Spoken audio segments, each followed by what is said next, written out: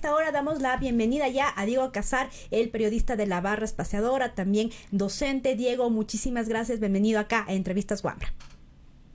Vero, Jorge, qué gusto saludarles, qué gusto verles a los tiempos a través de la pantalla. Saludos para ustedes. Un abrazo también para ti, Diego.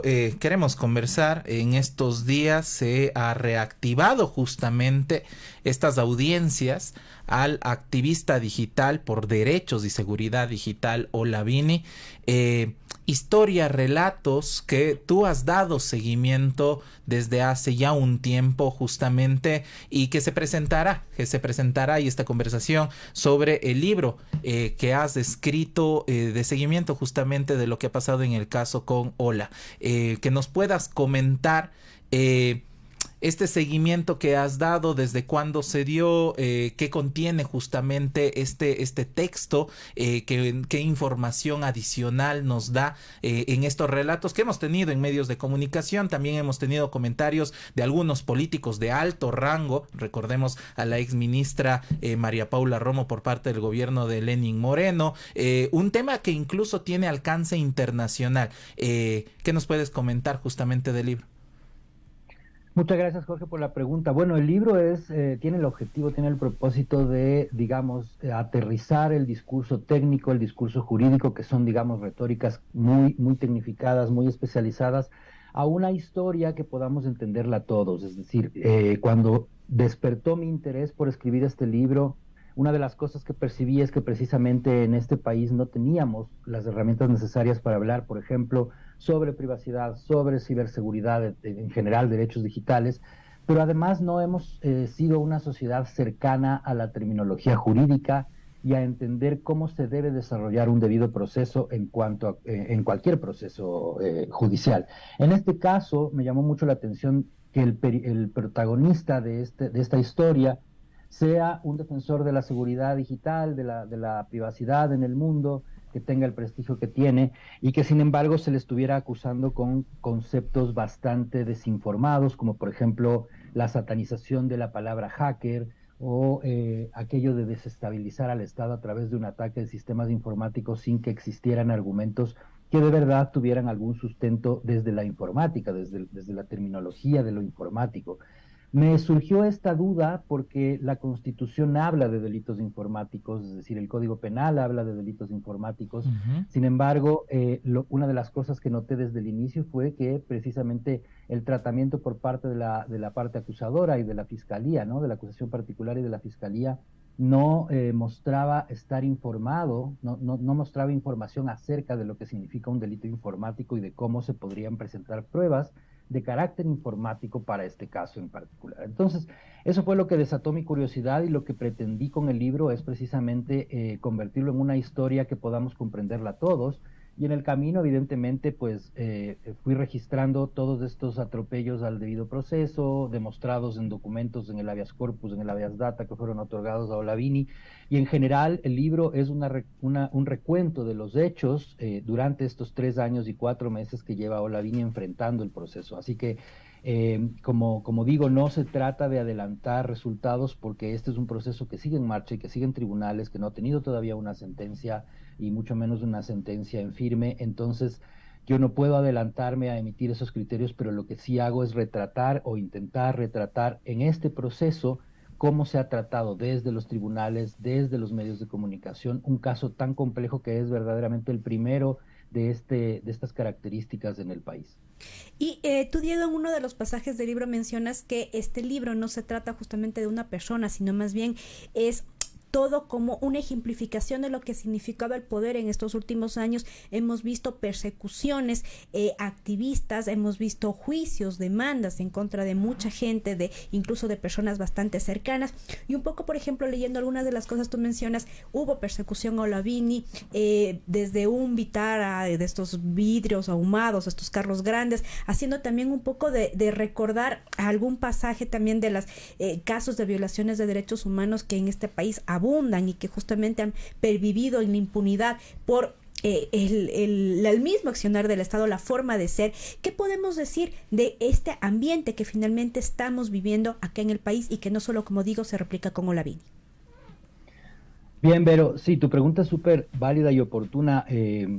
Este país vive la era digital de una manera extraña a mi modo de ver. Mi mirada sobre esto tiene que ver precisamente con un conjunto de prejuicios en medio de una era que lo que propone o lo que demanda de nosotros es mucha información constantemente y los mecanismos, en cambio, que el Estado ha utilizado para, digamos, para presionar por sus intereses o para seguir con procesos de este tipo ha sido desde hace décadas digamos, sistemáticamente mecanismos de persecución o de intimidación, etcétera. A lo largo de esta reportería yo los viví y cabe ahora la pregunta que tú dices para contarles que desde que el libro se presentó en redes sociales he tenido algunos intentos de hackeo de cuentas mías y bueno, sí, de cuentas específicamente de correo electrónico.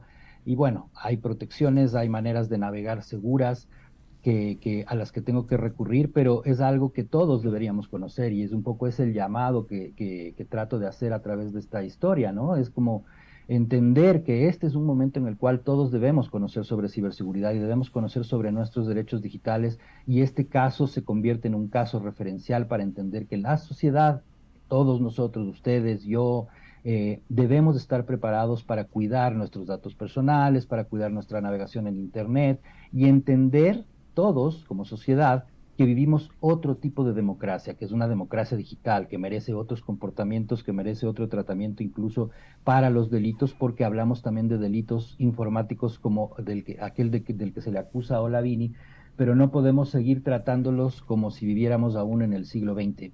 Y eso creo que es algo que llamó muchísimo mi atención, esa desconexión en el tiempo entre el tiempo que estamos viviendo y el tiempo que realmente vive muchas veces la burocracia en este país. Un poco por ahí te puedo responder. Es evidente que hay vigilancia ilegal en el caso de Olavini y eso se demostró en la concesión del recurso de habeas data. No lo digo yo y los hechos en el libro están detallados y organizados. Básicamente lo que hace el libro es tratar de organizar esos hechos para, de alguna manera, novelarlos o presentarlos en código de crónica para que puedan ser comprensibles y se pueda entender también que 3 años, 4 meses de soportar un proceso sin sentencia es ya de por sí una dilatación violatoria del debido proceso. Y justamente algo que debe llamar la atención, no solo con este caso, por la actoría justo de las redes sociales, lo digital, los medios de comunicación, es la politización de la justicia. Y yo quisiera que podamos reflexionar sobre la estigmatización de lo digital, del hacker, del hacktivista, ante este desconocimiento, pero un uso político que no parte en realidad del desconocimiento, sino de la estrategia política de la estigmatización o de generar o de sembrar miedo o desconfianza. ¿Qué pasa justamente reflexionando sobre esto en el caso de Olavini? Bueno, creo que estamos viviendo en un país cuyas vulnerabilidades digitales son elevadísimas, Jorge, y esto se ha demostrado en los últimos años con los ataques a portales de empresas privadas, incluso a las bases de datos de empresas privadas, así como a las bases de datos nuestras, es decir, de nuestros propios datos personales en instituciones públicas, como la misma CNT. Una de las últimas, de los últimos escándalos fue aquel que recordarán ustedes, el de Novastrat, que reveló datos incluso de ciudadanos y ciudadanas ya fallecidos de Ecuador que estaban a disposición de la comunidad internacional, básicamente, estaban en manos de una empresa privada fuera de este país. En un escenario como ese, nosotros no podemos seguir permitiendo que nuestra identidad digital, que también somos nosotros, siga vulnerada. Entonces, lo que tú preguntas tiene que ver con que el caso Olavini no es el que está concentrado en esta historia escrita en el libro, sino que es la herramienta por la cual yo he intentado contar una historia de un tiempo de este país, un país anacrónico, un país cuya clase política es sumamente anacrónica y desconectada de las necesidades de la democracia contemporánea, y eso repercute en nuestros mismos destinos. Una de las cosas que más atraviesa el libro como una pregunta fundamental y vertebral es cuándo puede a nosotros pasarnos exactamente lo mismo que le ha pasado en este caso al sueco Olavini.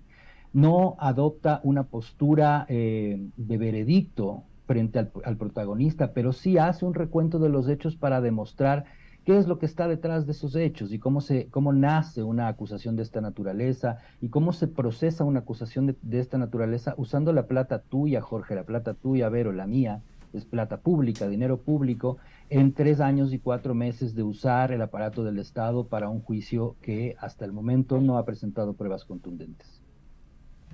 Ahora, finalmente, digamos, está pendiente, como tú dices, una resolución, al menos en este caso, pero finalmente va a quedar ahí la sensación de persecución, también de impunidad, finalmente.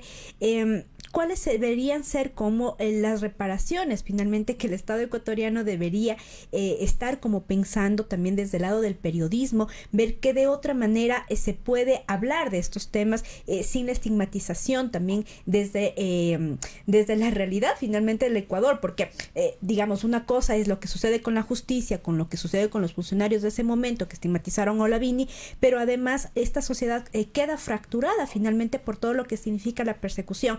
¿Qué deudas justamente quedan en el país alrededor de todo esto?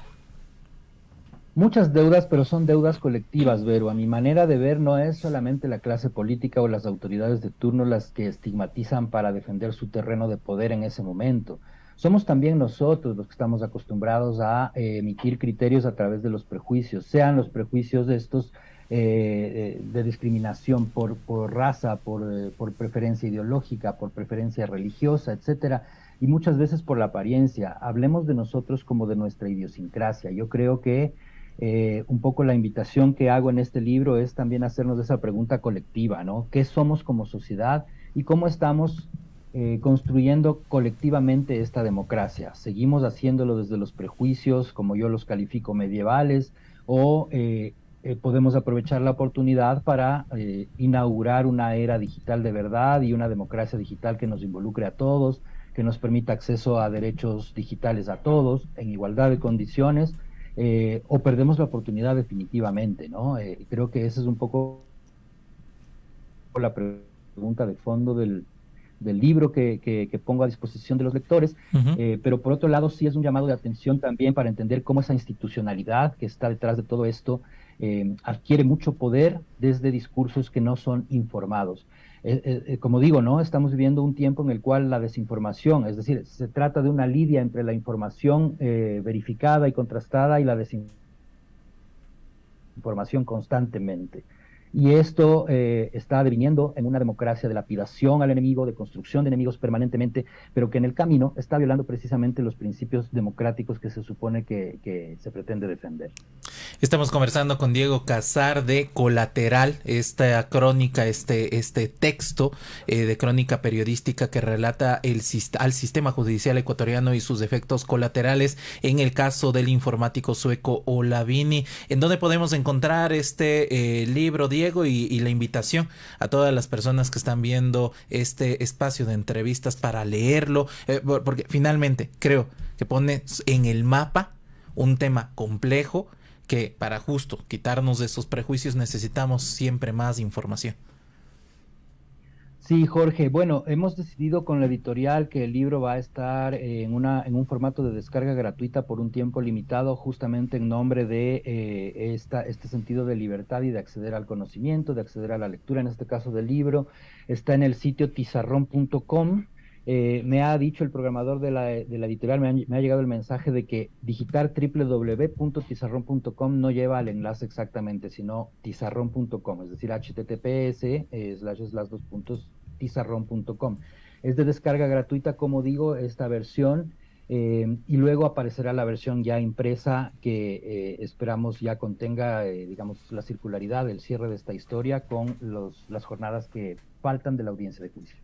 De acuerdo, estamos justo preparando para ponerlo en pantalla también para que la gente pueda acceder, compartir el conocimiento. Otra de los postulados, como hemos escuchado las entrevistas justamente de Olavini, esto de generar comunidad a partir del conocimiento, porque la seguridad no se busca individual, la seguridad digital es un tema del común, de las comunidades. Justamente ponemos entonces en pantalla este libro, colateral, que lo estamos conversando con el periodista y también docente Diego Casar, parte de la Barra Espaciadora, a descargarlo entonces, a compartirlo, a hackearlo en estos días de este libre pensamiento también para tener más información. Ahí estaba en pantalla. Entonces, te agradecemos, Diego, muchas gracias por brindarnos buen periodismo.